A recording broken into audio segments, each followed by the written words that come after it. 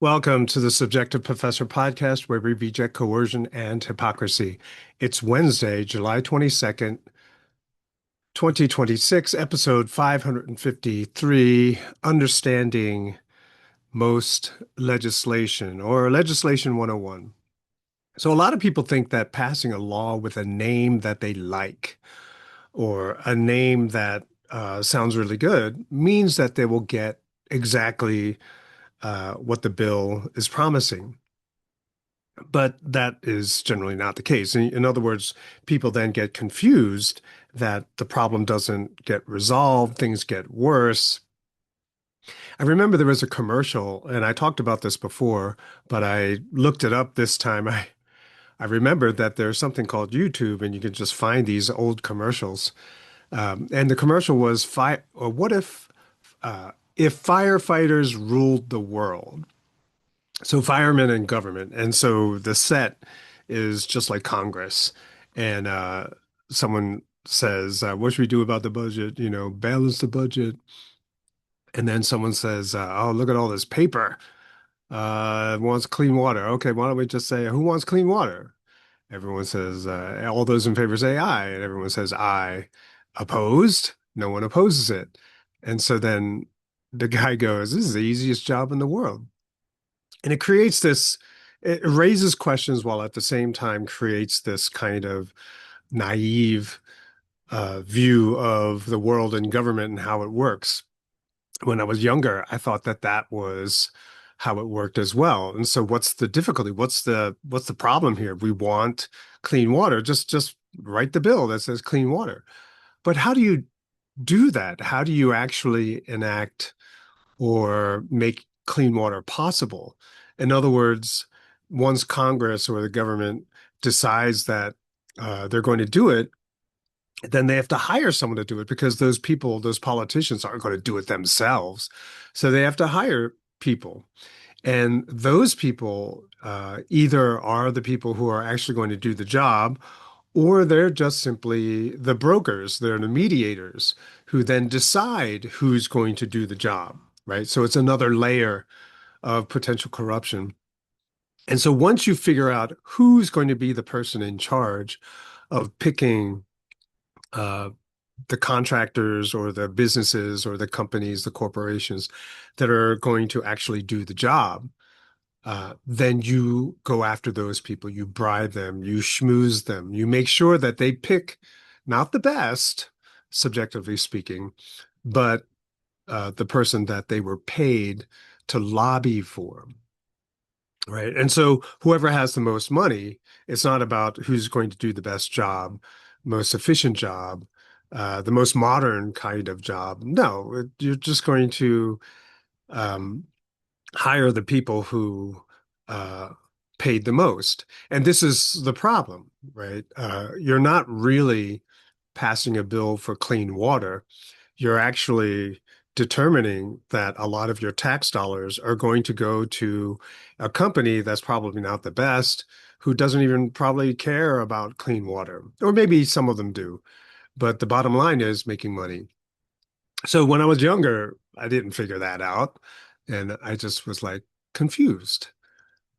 Um, Also, if you have a bill that's called the Clean Water Act, then how do you vote against that? How do you explain to the ignorant masses, the people who vote, who need to vote, who will never read anything and just listen to what propagandists are going to say, or people who are paid by propagandists to say, and then decide that you are an awful person because you voted against clean water? And I'm pretty sure that's intentional, right? So you're going to make a bill that says it's the Clean Water Act, and it has nothing to do with clean water.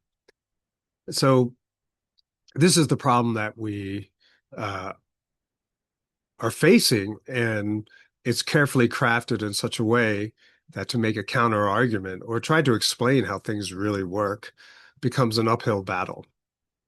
So basically, you have to ask yourself, who came up with this bill? Who wrote it? I mean, are these congressmen who a lot of people elect who many of them don't even understand what an island is. Um, how do they write all of these uh, legal terminology laden bills? How do they do? They don't. They have staffers who do, or maybe there's lobbyists who do. So when the Obamacare bill was being constructed, uh, they hired people from the healthcare industry to help write it. And then you begin to realize, oh. So the bill that supposedly is going to control a certain group, wrangle them, rein them in, are actually the people who are writing the rules. So they're the ones who are writing it. They're the ones who are pushing for it. They're the ones who planted the seed, the idea into certain politicians. Then those politicians turn around and they make it an issue for us. They say, oh, we're going to do this because this is really important. And most people, unless you actually have that problem, you're not thinking about it. But because someone said this is important, now you're going to say, yeah, we should do that. And people who are really bored, it becomes their issue. And that's what they're going to fight for, to give their meaning, their life, some sort of meaning, right? So the politicians themselves like to grandstand, and they do that for the purposes of reelection. But they like to make it seem like they're the ones who came up with the bill. They wrote the bill, and so you can trust me in the same way that you voted for me, right? But that's not how it really works. And you just need to think about it for 10 seconds and realize that's not how it works. Now, most people, including myself, rarely read the legislation, the actual legislation. And who has time to read it? Some of these bills are like 20,000 pages. So who's going to read them all, right? And most people don't. And I never do. It's a complete waste of time because I know what the conclusion is going to be. But I always kind of knew, once I figured out that there was a problem with a lot of these laws, and I saw that a lot of politicians and certain extremely wealthy individuals or well-connected corporations um, didn't change at all, then I knew that there were loopholes built into the law so that certain people would be unaffected by the actual content of the law. And I remember when Obamacare was passed, that exemptions were included. So everyone had to be taxed uh, except politicians, right? So if you had a so-called Cadillac health insurance plan, you were supposed to be taxed, right? You were penalized for having a healthcare package that was better than the one that was going to be provided by Obamacare. Well, politicians have the absolute best healthcare plans, right? Because that's what they voted for themselves. So they would have to be penalized or taxed. So they gave themselves an exemption. And so this is how the loopholes work. And either they're implicit or they're explicit. And unless you're reading them, unless you know someone who read them, unless you have someone who is going to try to blow the whistle on a lot of these loopholes, most people don't know. And you find out the hard way. And as a result, uh, the consequences of the piece of legislation is the opposite.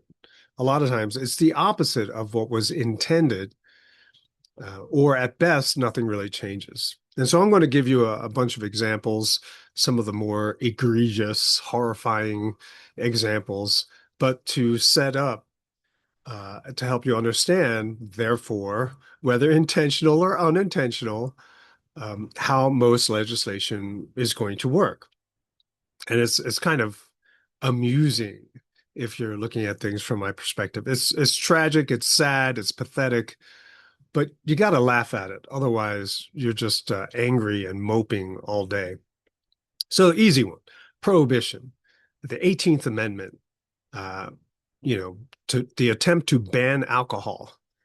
Well, there are a lot of different reasons, conspiracy theories even, why alcohol was banned. But the point is that a lot of different coalitions, a lot of different special interests came together to support it for all their different reasons. So it wasn't necessarily singularly for a moral, religious reason, but there are lots of reasons to ban alcohol. And so what was the result?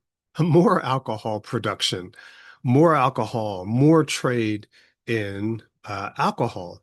And of course, all of it was illegal. But since law enforcement themselves enjoyed alcohol, they're going to look the other way. And, uh, and because it's criminal behavior, gangs fighting gangs, there's lots of violence, and sometimes there's a lot of collateral damage. And so prohibition is a perfect example of that. Uh, it incentivized more alcohol production. And so although the goal was to stop alcohol production and consumption, you had more of it. So the opposite effect. The Endangered Species Act. It was, and I Googled this, and it was designed to protect habitats and endangered animals, and it resulted in landowners preemptively destroying habitats. And this habit or this response on the public was known as shoot, shovel, and shut up, right? So you shoot the endangered animals, you bury them with a shovel, and then you don't tell anyone about it.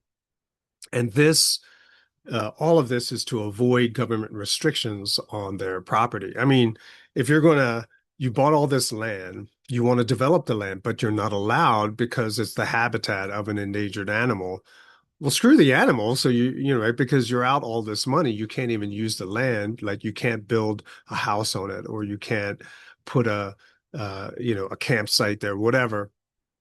And so you kill the endangered animals. So there's no evidence of it being there, and you bury it, destroy all the evidence, and don't tell anyone. Rent control is another one. So the goal is to keep housing affordable for low income residents. And that wasn't even necessary, but that's a different episode, I guess. But you're trying to keep housing affordable for low income residents and protect tenants from being priced out of their neighborhoods. Right. That's what's happening now. But the result is rent control policies often reduce the supply of affordable housing. Landlords restricted from raising rent to cover costs often skimp on building maintenance, which is why a lot of tenement projects just crumble, fall apart because no one's paying any rent. And the money that they're getting is not enough to maintain the building. And so what a lot of them do is they convert the rental units into condos or avoid building new housing altogether, which worsens the housing shortages and drives up costs in the unregulated markets, which is the opposite of the intended goal. In many cities, if you want to build something, you are required by law to build low income housing, right? And this is why the cost of building in certain cities is just so astronomical because you're not just building, um, the building that you want, but you also have to build low income housing. And I guess it's proportional. So the pricier and larger the building or complex you want to build is, the more lower income housing that you have to create, which is kind of crazy. Anti-drug laws, I mean, that's pretty easy, like the war on drugs. Well, the goal, I think we don't have to really go into detail. The goal was to stop drug use. And what do we have? We have not only increased drug use, we have lots of people profiting from the drug use. You also have pharmaceutical companies able to use the law in such a way as to increase their control of government and their bottom line, keep competitors out of the market. And you have more crises in society, the fentanyl crisis, the lack of new drugs coming onto the market, and the kind of crazy drugs that people are trying to develop, like gain of function stuff. So you can kind of see how this goes, right? But it gets worse, right? Because then you realize that they don't just stop at these kind of issues, but they go global, like anti-terrorism or the war on terror. Yeah, designed and meant to stop terrorism or reduce terrorism, and all of a sudden we have terrorism everywhere, right? So the Patriot Act is something that we passed here in the United States, passed after 9/11, and it basically what it did was in U.S. the USA Patriot Act stands for something, all these acronyms. I'm not going to read it, but you think it's designed to make us safer, but because it increased law enforcement's power, ability, immunity, surveillance, all this other kind of stuff, it increased uh, terrorism, right? Because terrorists then had to become more creative. Also, part of the whole war on terror, America starts bombing a lot of countries, and the act of bombing people turns them into terrorists.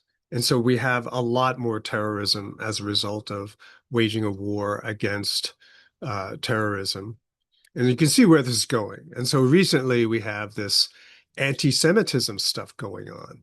And as soon as people started talking about, oh, yeah, anti-Semitism laws, and I'm sure many of you already figured this out, but if you're going to have an anti-Semitism law, you're going to get more of it, right? You can kind of predict it.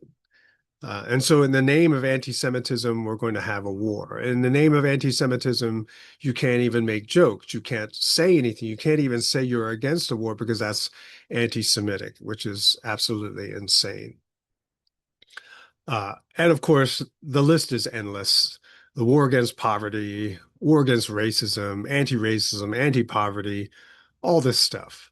Right. It's endless. And you can see that dynamic in place where you're going to name your bill, piece of legislation, uh, something that appeals and sounds good to a lot of, narrow-minded, low IQ, shall I say, or just, no, not even that. It's just people who are not educated as to how government works.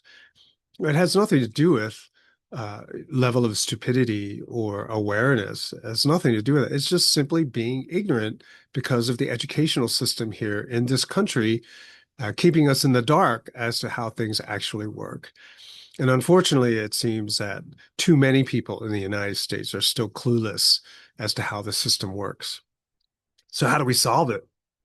Well, it's not about getting better legislators. It's not about getting better staffers. It's not about term limits and all this other kind of stuff. We have to realize that the fundamental problem here is that power corrupts. So no matter how big or small a government is, right, you're going to have this kind of corruption. You're going to have twisted incentives and goals, an incentive to misrepresent what you're actually trying to do. You just have to think about basic group dynamics or even sibling dynamics. Older siblings generally have more power than younger siblings. And I know there's a whole birth order thing, but generally in sibling dynamics, the one that has more power, generally the older one, the older male or older female sibling, will have power over the younger siblings. And sometimes that power is abused simply because they have the ability to do so. So, because of this basic fundamental aspect of power and how it gets corrupted and abused, it's all waste. So, in other words, anything government does, no matter how someone might say, well, it does some good things. Yeah, but any little good that might be achieved for a very small number of people, and keeping in mind, of course, that sometimes a small number of people are the very people that are being targeted. Um, since it's all, the amount of negative consequence that comes out of it, the cost of that imposed on society is so massive that it's negligible. So we should always strive to reduce the size of government and, more importantly, to get rid of sovereign immunity, hold people accountable for the things that they do. So I talked about this before, but there was a sugar tax. Sugar taxes are being passed in many major cities, or it was a fad for a while. And the tagline is, oh, we're doing it for the health of the people. So we're going to tax this sugar because it's so bad for you. Um, and so you drink less sugar. And I remember they did that, and around the university, all the sugary drinks disappeared because no one was willing to pay twice as much, right? Sometimes it was two times, three times more expensive now to buy these sugary drinks. So you just went without. And that's when water became extremely popular. All these different brands of water just started popping up everywhere because people weren't allowed to drink the sugary drinks. Well, it didn't reduce the sugar, it just put a lot of businesses under a lot of pressure. People just would get together and make road trips to just outside the city line and load up on all the sugar. And people who live closer, the closer you were to the border of the city, the city limits, the easier it was for you to just get around this sugar tax. And for some people, it was just a matter of crossing the street. Now imagine your business is inside the city and across the street is outside of the city, and you got to go out of business because you can't sell the sugary drinks anymore. And if you know anything about bodegas or small businesses, then you know that the profit margin is so thin.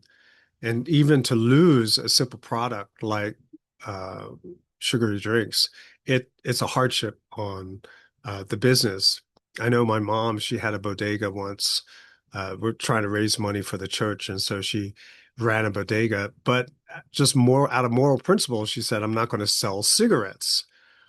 But you couldn't make a profit without selling the cigarettes, and so she sold the business to someone else because it just wasn't profitable, and it's really profitable, right? So there's the thing. So it's not about uh, you know having better laws or having better people writing these laws or trying to get rid of the lobby system. It has nothing to do with that. It's about holding politicians accountable. And so just to turn around and look at the politicians and say, hey, you promised this, we didn't get this. Now we lost all this money, you're responsible, right? And if we had that, then it would change government legislation dramatically. And at the same time, it restores our freedom. So then we get to decide what we're going to do, what we're going to buy, what we're going to spend our money on, what we're going to eat, what we're going to drink. We decide now. And since there's no more control and limitation, restriction of information, then we can try to figure out what is the best option for us. Um, and that's the way we want. I should do an episode on health insurance, but for another day, I suppose. But freedom is always the answer by having millions of people exercising freedom, having all these different outcomes for us to share this information. Then we would have better outcomes. We would have the very things that so many people desire and want. Plus, and you might be sitting there and saying, oh, but then a lot of people will get hurt in the process. No, no, no. You have to think of it again that because freedom is everywhere, then there's competition not only among the consumers, but among the producers as well. I want more customers. And if I want more customers, one way of getting more customers is making sure that whatever it is you're selling is safe.